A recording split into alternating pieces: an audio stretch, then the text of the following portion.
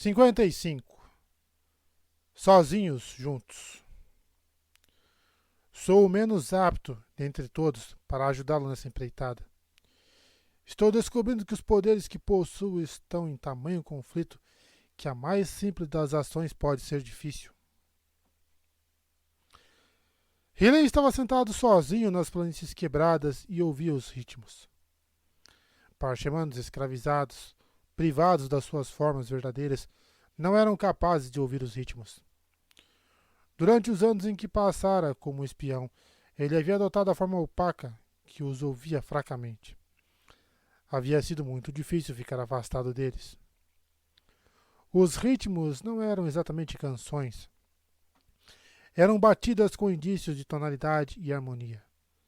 Ele podia sintonizar um entre dezenas para combinar com seu humor, ou, por outro lado, para ajudar a alterar seu humor. Seu povo sempre imaginara que os humanos eram surdos aos ritmos, mas René não tinha tanta certeza. Talvez fosse sua imaginação, mas às vezes parecia que eles respondiam a certos ritmos. Eles erguiam os olhos em um momento de batidas frenéticas, os olhos adquirindo um ar distante. Ficavam agitados e gritavam, seguindo, por um momento, o compasso do ritmo da irritação, ou se lembravam bem na batida do ritmo da alegria. Era reconfortante pensar que algum dia eles poderiam aprender a ouvir os ritmos. Talvez então Riley não se sentisse tão sozinho. Ele estava naquele momento afinado com o ritmo dos perdidos, uma batida baixa, mas violenta, com notas nítidas e separadas. Afinava-se a ela para lembrar os caídos, e essa parecia a emoção correta, sentado ali ao ar livre em Arak, vendo os humanos construírem uma fortaleza onde costumava ser seu lar. Eles montaram um posto de vigia no pináculo central, onde os 5 haviam outrora se reunido para discutir o futuro do seu povo. Eles transformaram lares em casamatas. Riley não estava ofendido. Seu próprio povo havia reutilizado as ruínas da Cidade da Tempestade e transformado em Narak. Sem dúvida, aquelas ruínas majestosas durariam mais do que a ocupação aletiana, assim como haviam durado mais do que os ouvintes. Saber disso não os impedia de lamentar. Seu povo se fora. Sim, os parchemanos haviam despertado, mas eles não eram ouvintes. Assim como os aletianos e os vedenos não eram da mesma nacionalidade, apenas porque tinham tons de pele similares. O povo de Rilém se fora. Eles haviam caído para as espadas aletianas, ou consumidos pela tempestade eterna, transformados em encarnações dos antigos deuses dos ouvintes. Ele era, até onde sabia, o último. Suspirou, ficando de pé. Jogou a lança sobre o ombro, a lança que deixavam que carregasse. Amava os homens da Ponte 4, mas Helen era uma estranheza mesmo para eles. O parcheman que permitiam que andasse armado. O esvaziador em potencial em quem decidiram confiar e que a sorte é dele. Ele cruzou o platô até onde o grupo treinava sob o lar vigilante de Teft. Eles não acenaram para ele. Frequentemente pareciam surpresos em vê-lo, como se houvessem esquecido que estava por perto. Mas, quando Teft o notou, o sorriso do homem foi genuíno.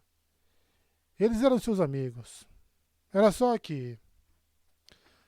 Como era possível que Helen gostasse tanto daqueles homens, mas ao mesmo tempo quisesse estapeá-los?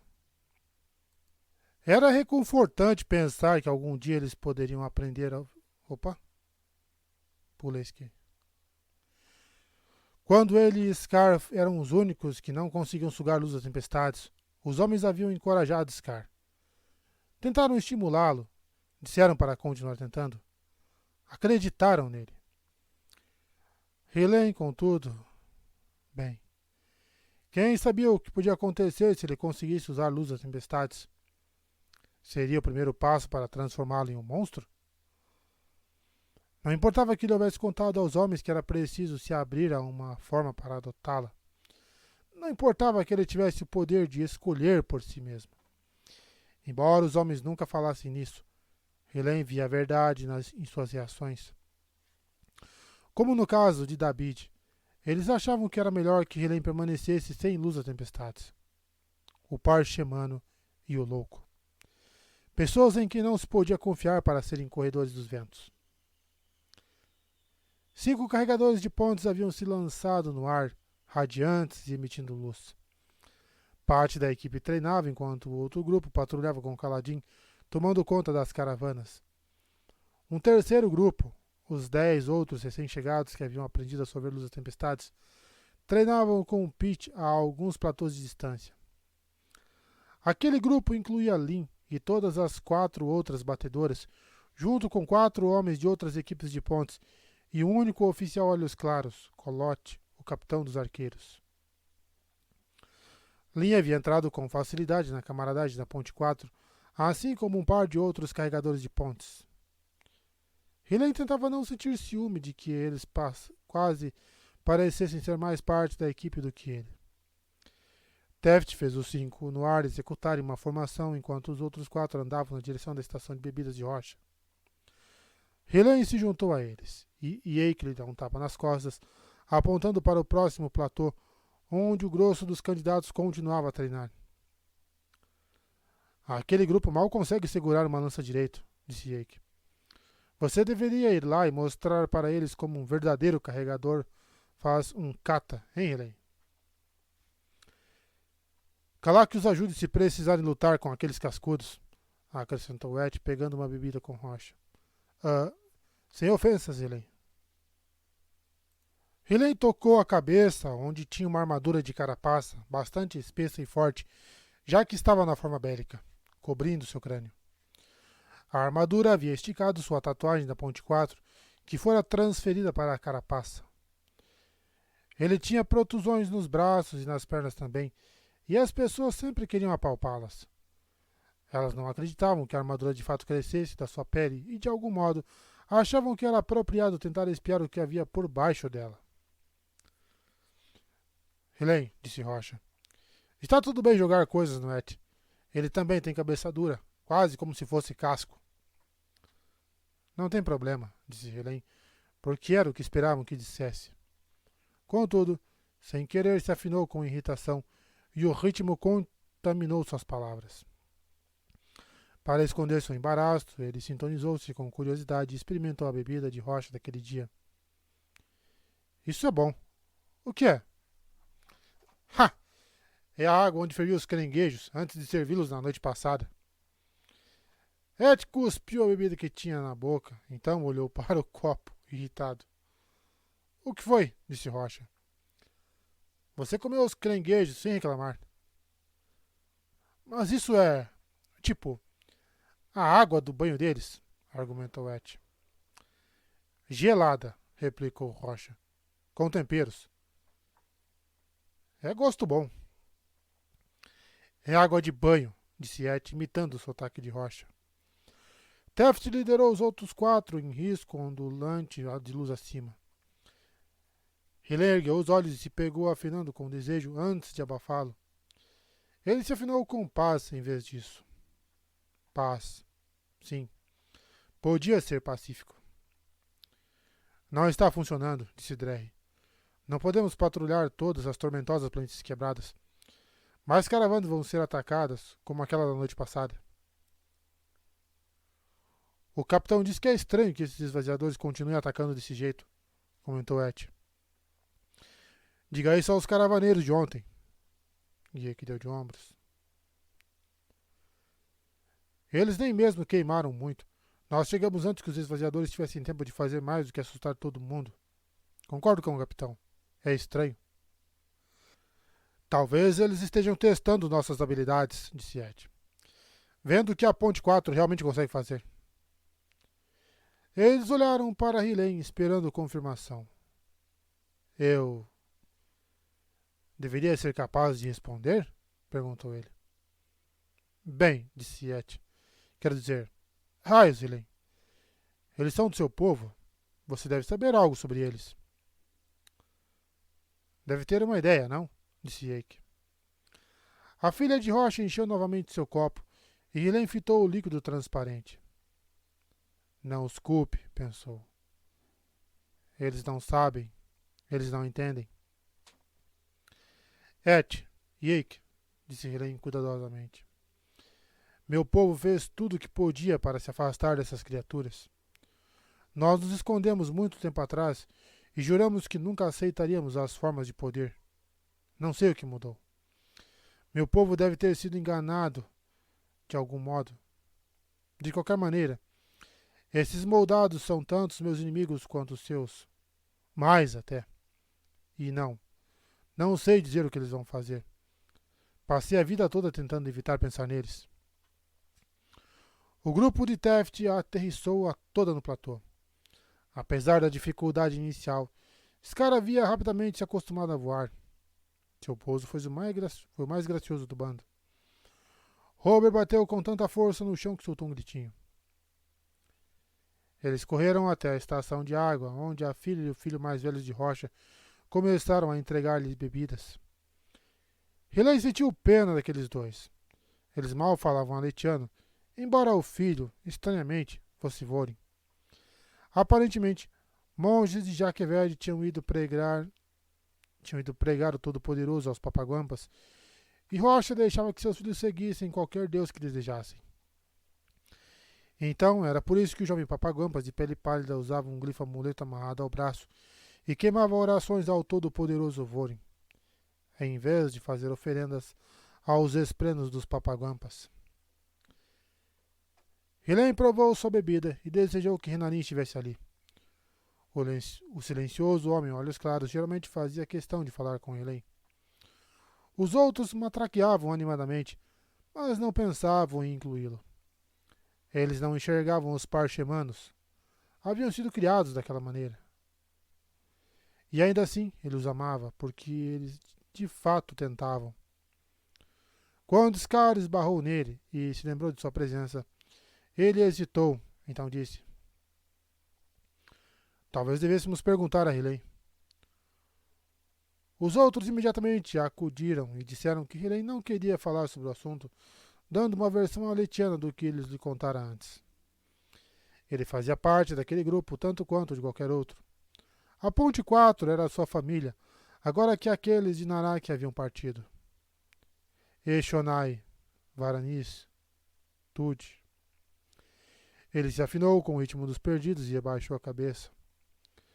Precisava acreditar que seus amigos da Ponte 4 sentiam algum indício dos ritmos, pois, se não fosse o caso, como saberiam como sentir o luto com o verdadeiro sofrimento da alma? Teft estava se preparando para levar o outro esquadrão para o ar, quando um grupo de pontos no céu anunciou a chegada de Kaladin, filho da tempestade.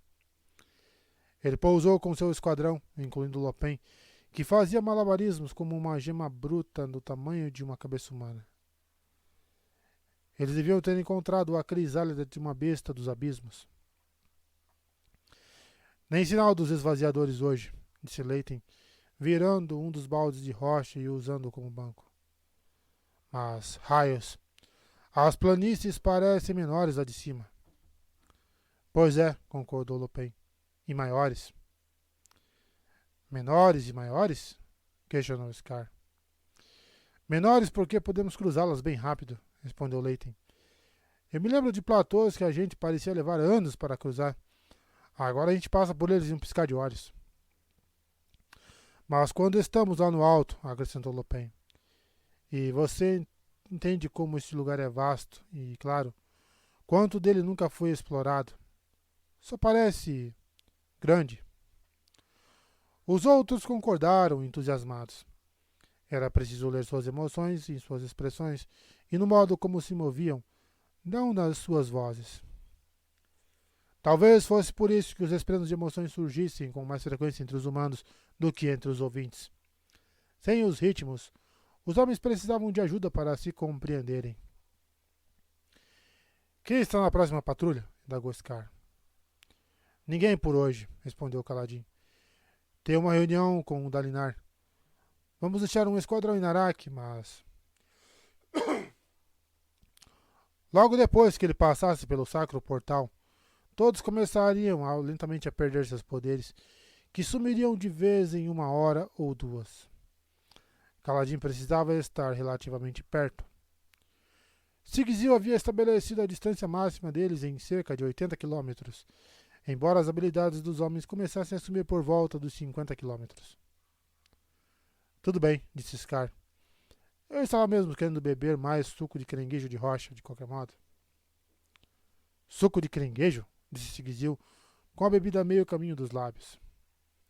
Exceto por Helene, a pele marrom escura de Sigizil era a mais diferente do resto da equipe.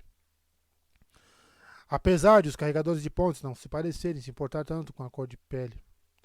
Para eles, só os olhos importavam. Helene sempre achara isso estranho, já que, entre ouvintes, seus padrões de pele às vezes eram uma questão de alguma importância. Então, disse Scar, vamos falar sobre Renarin? Os 28 homens se entreolharam, muitos se acomodando ao redor do barril de bebida de rocha, como antes faziam ao redor da fogueira do guisado. Certamente havia um número suspeito de baldes para usar como bancos, como se Rocha houvesse planejado aquilo. O próprio Papaguampas estava apoiado contra a mesa que trouxera para os copos, com um pano de limpeza jogado sobre o ombro. O que tem ele? Perguntou Caladinho, franzindo o senho e olhando ao redor do grupo. Ele está passando um bocado de tempo com as escribas estudando na cidade Torre, disse Natan. No outro dia, ele comentou sobre o que está fazendo lá, acrescentou Scar. Pareceu muito que ele estava aprendendo a ler. Os homens se remexeram, incomodados. E daí? Indagou Caladinho. Qual é o problema? Sigizil sabe ler a própria linguagem. Raios. Eu sei ler glifos. Não é a mesma coisa, disse Scar. É feminino, acrescentou Drey. Drey, disse Caladinho, você está literalmente cortejando um homem. E daí? Retrucou Drey. O que você está dizendo, Cal? Rebateu Scar. Nada. Só pensei que Drey poderia se identificar. Isso não é justo, disse Drey. Não mesmo, acrescentou Lupin. Drey gosta de outros caras. É como se ele quisesse ficar ainda mais perto de mulheres do que o resto de nós. É o oposto do feminino. Poderia-se dizer que ele é extra macho. É mesmo, disse Drey. Caladinho esfregou a testa e Helene teve simpatia por ele. Era triste que os humanos tivessem o fardo de estar sempre na forma copulatória. Eles estavam sempre distraídos pelas emoções e paixões da reprodução e não haviam ainda alcançado um ponto onde pudessem deixá-las de lado. Helene ficava constrangido por eles, que se preocupavam demais com o que a pessoa deveria e não deveria estar fazendo. Isso acontecia porque eles não tinham formas para as quais pudessem mudar. Se Renarin quisesse ser um erudito, deixassem que fosse um erudito. Me desculpe, disse Caladinho, levantando a mão para acalmar os homens. Eu não estava tentando insultar Drey, mas, raios, homens. Já sabemos que as coisas estão mudando. Olhem para nós.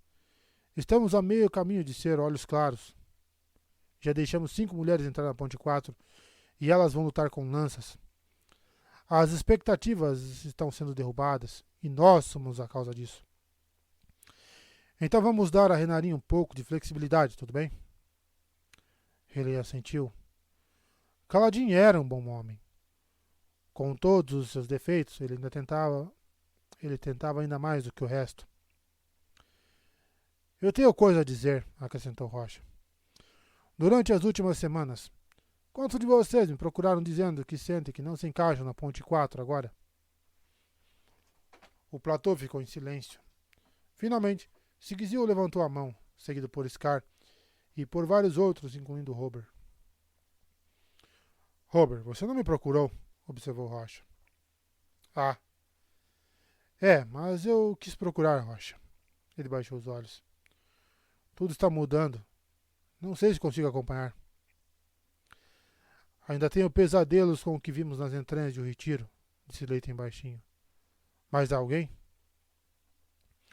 Eu tenho dificuldade de falar alitiano, disse Ruyo. Me deixa embaraçoso, sozinho. Tenho medo de altura, acrescentou Thorfinn. Voar lá no alto me apavora. Alguns olharam Taft de soslaio. O que foi? Interpelou Taft. Querem fazer disso uma rodinha de confissões só porque o tormentoso papagambos olhou feio para vocês? Para os raios que o partam. É um milagre que eu não esteja queimando músico o dia todo, tendo que lidar com vocês. Nathan deu-lhe um tapinha no ombro. E eu não luto, disse Rocha. Sei que alguns de vocês não gostam disso. E isso aí me faz sentir diferente. Não só porque sou o único com uma barba decente na equipe. Ele se inclinou para a frente. A vida está mudando. Vamos todos nos sentir sozinhos por isso, sim? Ha! Talvez possamos nos sentir sozinhos juntos. Eles pareceram achar isso reconfortante. Todos, menos Lopin, que havia se afastado do grupo e por algum motivo estava levantando pedras do outro lado do platô e olhando debaixo delas. Mesmo entre os humanos, ele era esquisito. Os homens relaxaram e começaram a conversar. Embora Robert tivesse dado um tapinha nas costas de Helene, isso foi o mais perto que qualquer um deles chegou de perguntar como ele se sentia. Era infantil da parte dele ficar frustrado. Todos haviam pensado que estavam sozinhos antes, não? Sentindo que eram excluídos? Será que sabiam como era ser de uma espécie totalmente diferente? Uma espécie com quem estavam em guerra naquele momento? Uma espécie cujo povo havia sido assassinado ou corrompido? As pessoas na torre olhavam para ele com ódio declarado. Seus amigos, não. Mas eles certamente gostavam de se congratular por isso. Nós entendemos que você não é como os outros, Helene. Você não pode evitar ter essa aparência. Ele se afinou com irritação e ficou ali sentado, até que Caladinho mandou o resto dos homens para treinar aspirantes a corredores dos ventos. Caladinho falou baixinho com Rocha, depois se virou e fez uma pausa, vendo que Helene estava ali, sentado no seu balde. Helene, por que não tira o resto do dia de folga? Disse Caladinho. E se eu não quiser tratamento especial porque você sente pena de mim? Caladinho se agachou junto dele. Ei, você ouviu o que Rocha disse. Eu sei como você se sente. Podemos ajudá-lo a lidar com isso. Podem mesmo? Replicou Helene. Você sabe mesmo como me sinto, Caladinho, filho da tempestade? Ou só diz isso da boca para fora? Acho que é da boca para fora, admitiu Caladinho. Então pegou um balde invertido para se sentar. Pode me dizer como está se sentindo? Ele queria mesmo saber. Helene ponderou, então se afinou com determinação. Posso tentar.